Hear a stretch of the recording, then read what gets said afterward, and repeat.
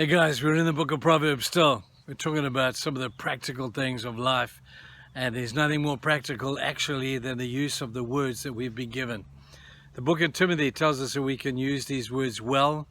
We can use them to build people up, or we can use them to break people down. The choice is yours. How you use your words is your responsibility. It's not God's, it's yours.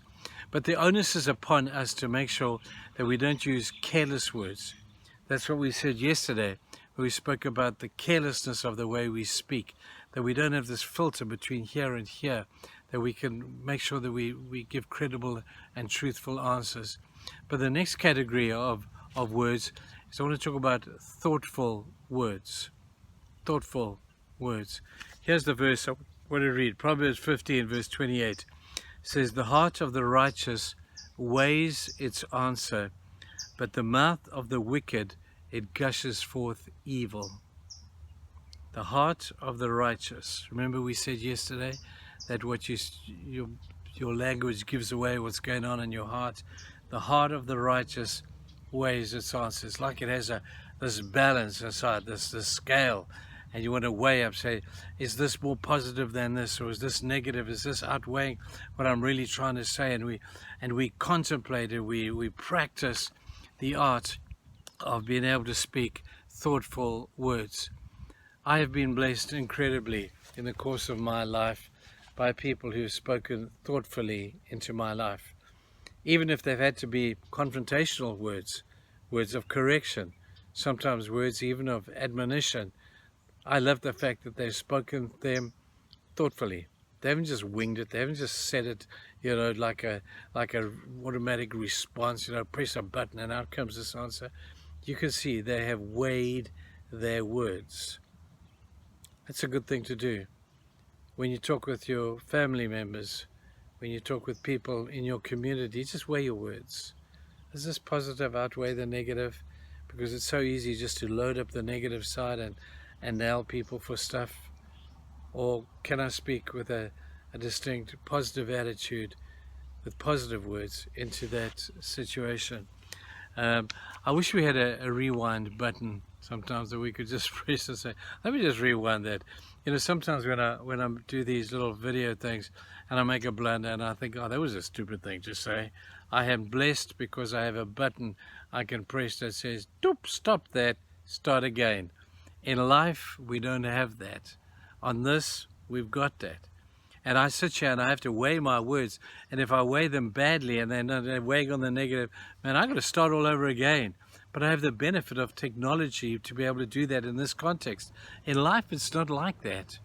Once you've said it, it's done. We said that yesterday. I just think of some of the careless words that Peter had spoken. I wish when he came down from the Mount of Transfiguration, and he must have been a little embarrassed when he was with his disciples, and they said, "So Peter, what did you say when you saw Jesus and Moses and Elijah? Peter, what did you say?"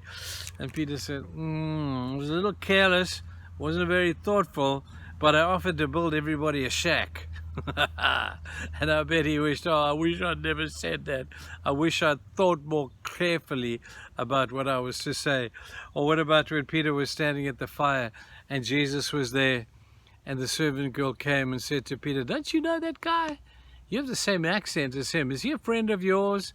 And Peter spoke impetuously and instantaneously denied that he knew Jesus, his best friend. And I bet afterwards he regretted it. He went outside, we read, and he wept, man, because of his careless, thoughtless words. The difference between a thoughtful word and a thoughtless word is this. Click of a fingers. It's an instant.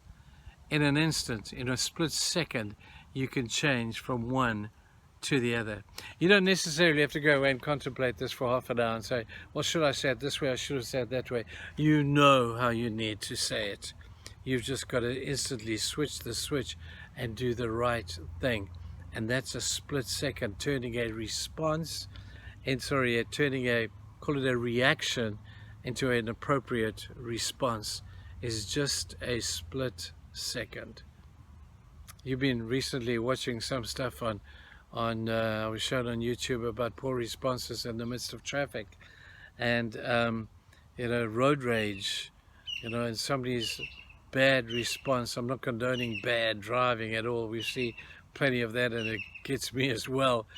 But the difference between a person's bad reaction and a good response should have been just a split second, and said, should have asked, how's the best way to address this particular challenge? Sadly, many people don't do it well, simply because they haven't got the reaction response rule down in their heads. It's a split second, people. Think about it first. Thoughtful words build people up. Thoughtful words are words that encourage other people. They're spoken with truth, they're spoken with gentleness, and they're spoken above all with real kindness and a sense of goodwill. So let's be more thoughtful, maybe, in the way that we speak with people around us these days. And let's be less than Peter. The only thing, I feel so sorry for Peter. Man, I do, because all of his verbal blunders are in the Bible, and people have quoted them and people have read them. And when we see Peter one day, he's going to say, guys, I'm so sorry I said those stupid things. But his is on record in the Bible of all things. Mine, fortunately, are not so much. We just have to sort it out and make sure that we do it better. Guys, have a fantastic day, and we'll see you next week. Bye-bye.